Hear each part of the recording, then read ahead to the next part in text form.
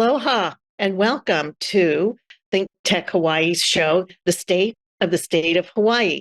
I'm your host, Stephanie Dalton, and this show is about Hawaii issues. And sometimes those issues extend way beyond Hawaii into the international domain, and that's where we are today. So we'll be talking to a guest who's from Ukraine and is now a refugee in Hawaii. So please stay tuned, and we'll get to hear some very interesting things.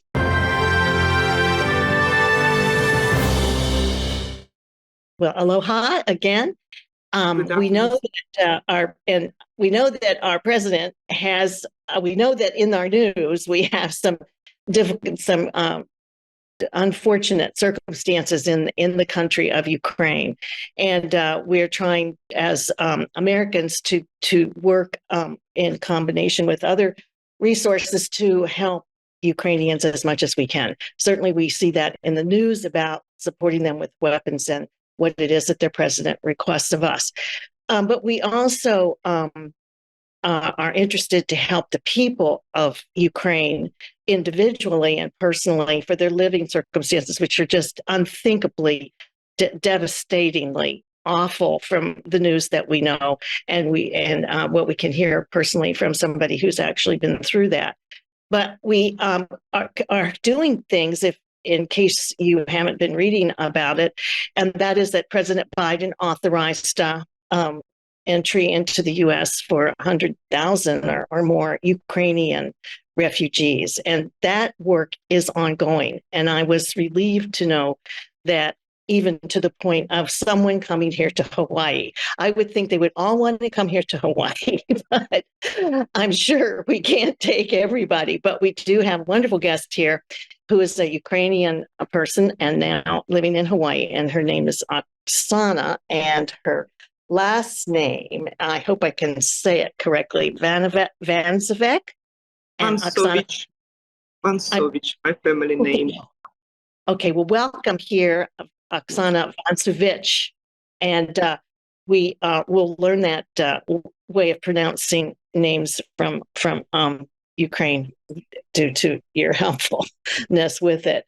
Great. Well, we are here in the state of Hawaii, thinking that Ukraine is very, very far away. So most of what I know is from what I see on the television, of course, and what I read in the newspaper. So I thought we could kind of get started with your precious time here with us. And probably we won't have enough time to learn as much as we need to know. And you can come back and we can do more as things go on.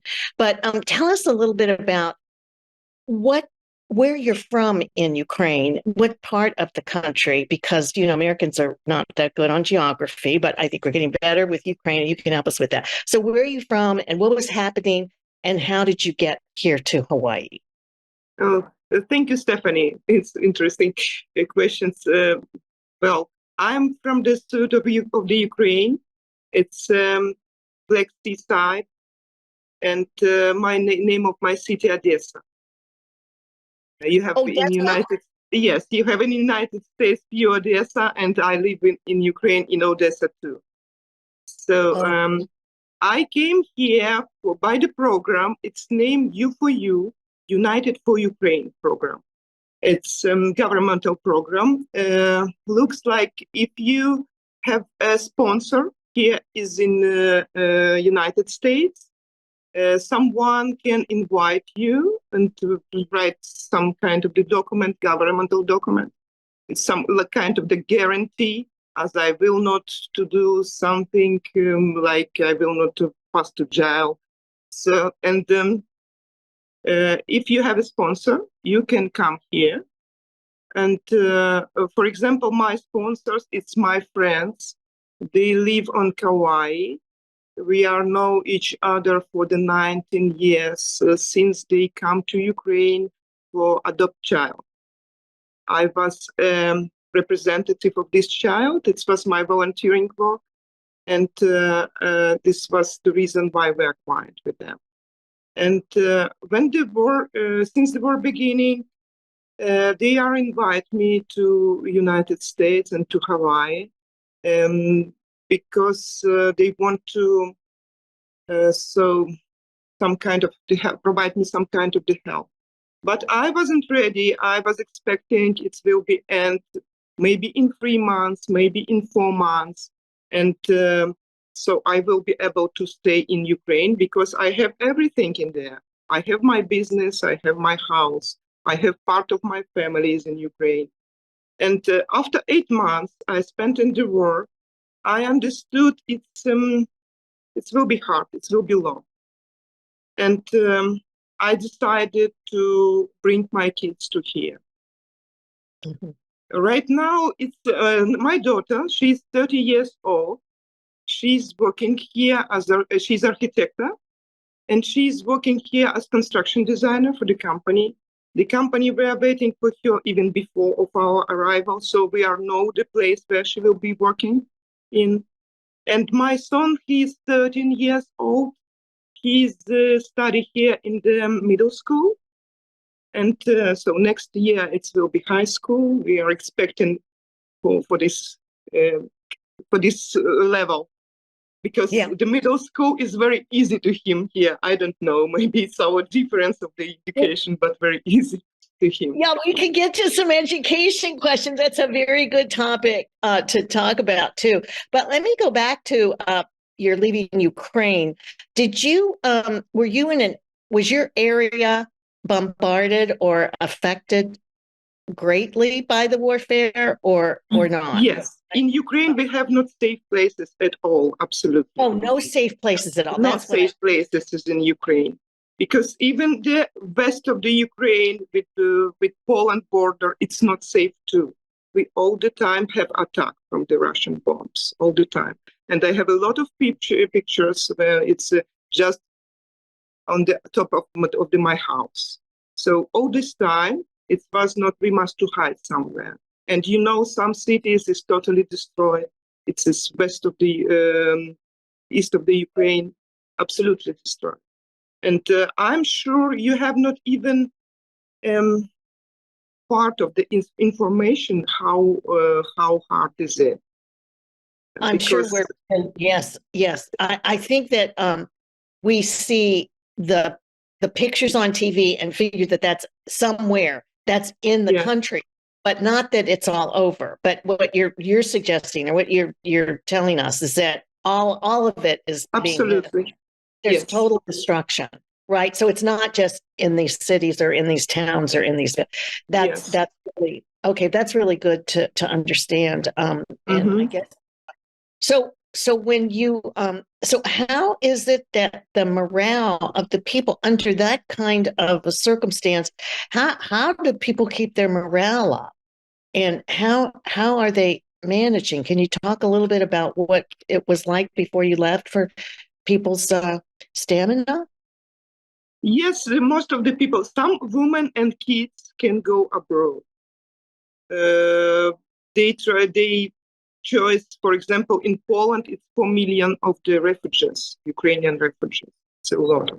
In Germany, it's 1 million of the Ukrainian refugees, and right now all over the world. And most of them are women and kids. But our men is standing in Ukraine. So the men are still under the requirement to fight, right? If they are fine. And my middle son is in Ukraine too. Oh, okay. Well, we saw that from the very first day. The exodus that we saw on TV was women and children, young, mothers with young children, and their men accompanying them. But they were turned back. They came back from the border and to enlist and get ready for. Yes, it is. Yes, most of the men are in Ukraine right now. But we are not a very big country. We are only 38 million, our population. And Russian population is 144 million. So. Oh, that's okay. So Ukraine is 38 million and Russia is, 144 million compared to the US or China is really not that large, is it? Yes, but it's comparative in Ukraine, in the United States and China. If comparative with Ukraine, we are only 34, 38. Very, very small. Yeah. Yes. Wow. Well, okay. So, are people, this is kind of a hard question, but, is everybody expecting to get back the country? Can I It's, ask you that? it's, yes, the most of the, it depends from the situation. As long the war will be going, as many people will adapt in another country. Because at the moment, kids start the school and women start to work. We are fine to work in other places. And even if we come back, for example, to me, if I will come back, I was a tour guide and I had my own real estate, which I give for the rent. So I have every month, I have income, and I was pretty sure in my life and in my future. And Mhm. but at the moment, if, for example, the war will be ending in 1 month, for example, I have not reason for come back because I will not be able to continue my business and I will not be able to working as a tour guide even there. Because 40%, we are agro country and 40% of our land with mine and even our sea with mine. Let's see. That's dreadful. Yeah. So you say, if I'm understanding you correctly, that you wouldn't go back in like a month, even if a miracle happened and you got it all fixed, or we all got it fixed. The whole world has to work on this. But in addition to circumstances have changed so much for business, it'll take a long time to reestablish. But what about your infrastructure, Oksana? Because now that you're saying those pictures are the general situation, it's how can you still have water and electricity and heat? I mean, everywhere is destroyed. All of those things. How can Yes. the institutions? They try to bomb especially our infrastructure because if people will be without the water, they will not be living a long time in the same place. And we have in the winter we have a lot of blackouts. I think you understand what it means. Yes, when we have electricity, for example, only for 3 hours a day. Oh, okay, yeah. And some places is absolutely destroyed. For example, my relative is living on the Kherson, and they live in the village. Right now, they are without houses because their houses are bombed, and they have electricity, but they have not a water. So it's no reason for come back. Well, it's these are very tough decisions your leaders make. Your fabulous president, but he has to choose tanks and guns and planes over getting more humanitarian sources. I mean, the priority for him is to win this war, right? So, but are the other humanitarian institutions helping out by getting food in usually there's lots of help from AID, USAID, and the Red Cross. And is that kind of thing pouring in there, or is that deterred as well? I'm sorry, could you please to ask me by another way because some words I do not understand. Maybe. Well, we know that Zelensky, your president, your Yes. fabulous president, has been very, very serious about. I need weapons. I need ammunition. I need Yes. hardware. I need tanks. I need planes. But there's your country decimated. Your buildings down. No homes. And so he's very focused on getting that war won, is how I take it.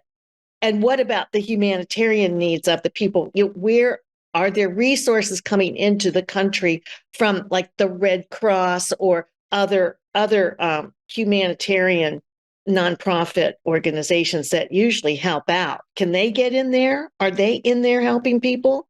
And the Doctors Without Borders? And what about that? Are they? Yes, it's a very hard condition for working for doctors. Some of the doctors is heroes. Really, they are working in without electricity even. But of course, they need a water. And I think we got right now. We are got from the old world a very huge help. And really, weapons and shells is what we need the first. Okay. Because as long as we are to take a tide, our soldiers are dying. And we really need it. But humanitarian, of course, we need too. But actually, we got it from the old war. Yes. Yeah. Well, once something happens, the breakthrough, that'll be a breakthrough when that can be increased, because that should be ready to come your way. Well, let me just kind of mention that I'm hearing you say that people can sponsor a Ukrainian or a Ukrainian family. You said you had to find a sponsor, and then that sponsor, that American sponsor, can then make arrangements to bring you into this country to be here and safe. And is that what some of the organizations are helping with? How can people become sponsors? Do you know what an American can do to become a sponsor? I know some of my friends, Ukrainian friends, they are fine to sponsor just from the people who want to help. They wasn't acquired before, but some people want to help them. For example, my friend, she come with 3 kids, and she got a sponsor right here before her arrival. And Okay. so, but it's I think it's only way right now for Ukrainian to come to United States, only if you have a sponsor. I don't know. I'm not sure. Maybe some other program, but I didn't hear about. Well, I know that we've seen in articles the Pacific Gateway Center. I think their email or web page that people could probably, and the Pacific Gateway Center would be a place to contact if you're interested, if you're a Hawaii resident. And I just wanted to get that up for people to know that they could start there. And then after that, I'm sure it's the State Department or other websites where they can find out what else they can do to help out. Well, tell us about your transition. Then, you have these friends here, so you've been to Hawaii before, or were you here to Hawaii for the first time? Oh, it's first time for me. Never went into Hawaii before. Of course, I dreamed to come here one day, but like a tourist. I never thought I will be live here. But it's a good experience because I very much like Hawaiian people. They are very warm. They're very friendly. I never thought exactly if they find I'm from Ukraine, it's like everyone want to help. They are asking how can I help you? And sometimes it's funny situation when in the bus meant to find I'm from Ukraine. He take the cans from his bag and start to give me something for food. It's funny, but it's very warm, very pleasant. People are very pleasant. Well, that sounds like aloha. Yes, it's aloha. Yeah, it's really aloha. I think that people may be astounded to know that there are Ukrainians here. As far as I know, and maybe you know more. I've read that there are about 25 families that are being supported, and once again, this is involving sponsors, American sponsors, but also nonprofit organizations, which there are many of, like the Pacific Gateway Center. Getting there, I'm sure you could find a list of more places to go to find out how to help. So I mean the Hawaii experience can be pleasant, and I'm on vacation especially, but coming here into our economy, which was blighted from the pandemic, and all of us all over the world have suffered that hit. But so it sounds like you've been able to settle in quite well here with getting a job and doing that work. I mean, I know you're working at the Yes, I'm working. Yes, I'm working, and my daughter is working, and my son is studying. We all are busy. Yeah. So, and then I'm hearing, okay, so you're just getting here, and I'm hearing that it'll be a while before you could get back even to your own country of Ukraine, even if everything got real good real fast, which is highly unlikely. But anyway, so one of my questions was, would you be thinking about staying in America and with your family? I mean, and looking to becoming an American? Is that a way to look at it? Thank you for the question. Yes, I think I need to do my all the best I can, because I don't know what the situation will be in Ukraine. And at the moment, my daughter is already working for a good company. I hope they will be interesting, and they are already confirmed they are interesting to try to make in pocket to help her with working visa. And maybe she will able to take away her boyfriend. He's fight now for Ukraine, and maybe if the war will be ending, he will come here. He is also a very good guy. He's working in IT. It's also a very interesting sphere. So my kids is very educated, and I think it will be a good present to United States. Mhm. Well, do you think, can you talk a little bit about the American culture and your own culture? So maybe we could start out with, what are our impressions of Ukrainians? Well, I think my personal ones, I can only speak for myself, but I think in general, Americans are very impressed with Ukraine. Yes, I feel it. I feel it really. And I think that it harkens back reminds us of the book that's been written about our World War II experience, when those of us with fathers and grandfathers that were in World War II, and also women too, but that these are the greatest. They just the greatest generation, because they were so giving, and they went and they met the challenge, and they vanquished the demon, Mhm. right? So we sort of have been living in that way of thinking about ourselves as being Yes, powerful. it's what I hear a lot from the American. They are start to remember themselves in this situation, because it's really hard for the nation, but it's something which is hold all people together again. It was helpful to us, because it's some kind of the form,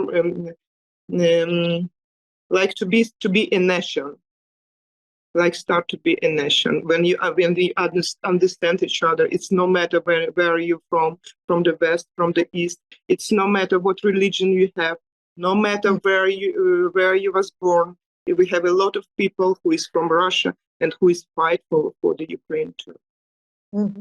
Well, what is a question too is that, have we moved has America moved so far off that value system for many reasons, that when we see the Ukrainians stand up like this and unify and sacrifice, it makes us remember that we can do that. We did do it, but can we do it now? You all are so really stalwart and courageous that it's a model for us. It really is a model for us, and it does raise that question: are we still able to do that? I mean, that's in a way a gift of this thing, is that here's a country, here's a nation, here's people that stood up on their value system, and they're going for it to the death. It's truly. Are you seeing it in those huge terms? You all realize how important and big this is? Yes, I'm just remembered how it was when it's not secret. All military give us only 72 hours for the Ukraine must be die in 72 hours, because Russian must be in Kiev. And Russian tanks really was already in Kiev. And from the old windows is just fall down the bottles with cocktails. You don't know. I don't know if you're sure. It's Molotov cocktails. Molotov. Yes. Yeah. Oh, you were already. It was. Yes, we did it, and actually, it was like our guys just go to the tank, take Russian away from the tanks, and it was a lot of funny stories about, but it's hero stories. But you could have been in hand-to-hand fighting at your own store. Yes, with empty hands. will fight it just with intent. We are ready. Well, see, this nation, since the Civil War, I guess, and the Revolutionary War, I mean, these are hundreds of years ago, we haven't had Yes. that. All of our stuff's been far away. That's really, and you all have managed this up close. Well, okay, tell me about your hope and what you and the people are thinking is going to happen. How are you thinking about the outcome of this circumstance? You mean the war? Yeah, the war, and also what to do about Putin and the Russians. I mean, well, let me ask you this: didn't you have relationship with Russian people? Aren't you in some ways related, even genetically, to Russian people? But yes. First of all, we still communicate with Russian people, some Russian people who understand the situation, who accept and who understand it's what it was. But 90%, it's what I hear from Russian even yesterday. 90% of the Russian do not understand really, and they think we are Nazis and some kind of the Nazi who is.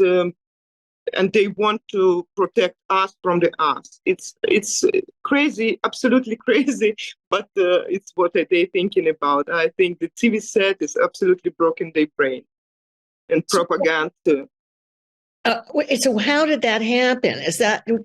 Do you know the reasons for that happening? Propaganda. Propaganda. And yes. disinformation. Okay. And this is because of their systems are so government controlled? Yes, total control of the TV set, radio, and so on. And even in the internet information, they are controlling. Wow. Mm-hmm. And so has that always been the case? Was that the case before the war broke out? Were those the circumstances? Yes, it was. We even know before the war is starting, we know it will be the war because we understand Russian language. We speak only Ukrainian, but we understand Russian language a lot. And we saw how the information on the media is starting to change. They must prepare brain people for the war. Mm-hmm. So we know it will be one. And actually our war is starting 2014. It's not the 29th, it's not the last year. 2014, since they are occupied Crimea. Of course. Yes, that's a very good point, Oksana. Yes. Mm-hmm. Well, we have lots more we can talk about, and but we're out of time for this program. And so, is there something that you would like to say to Hawaii viewers and beyond from your experience of coming from Ukraine and those circumstances into Hawaii State? I just want to thank Hawaiian and American people for this support because it's really without your help. And yes, I want to confirm, like Zelensky said, we need a weapon. We need it all the time. We need the shells, and we need any other help you can provide us. Because without the help of the all civilized world, we will not be survived. That's for sure. So all this true. Really, we need help, but we are good guys, and it will be a day when you will be got our alone. We will be support, or you will be back all support you need from us, and we are already supported. All Ukrainian is very thankful to American people. We know you are our real friend. Mm-hmm. Well, we are allies, and we will continue to build friendship, and we hope we will get you out of this situation for sure, and back to the national miracle that you are. Thank you so much, Oksana, for taking the time. Thank you so much. Thank you. This conversation. We've been talking here on this ThinkTech Hawaii show, the state of Hawaii, with Oksana Vansovich. And yes, you will remember. But all Hawaiian people know Oksana name because of Oksana Bayun. Yes, the skater, right? Yes, You have the gold medalist. Absolutely. We know that name. And it sounds like they've named a lot of babies after her. Mhm. Great. Well, this show is, a biweekly show. And I want to thank all of the viewers of the state of Hawaii, and look forward to your continuing viewing and commenting. I'm the host of the show, and I'm Stephanie Dalton. And thank you so much. Thank you. Thank you to you. Thank you for the invitation. And thank you to all Hawaiian and American people. And aloha. Aloha. And then mahalo. Mahalo.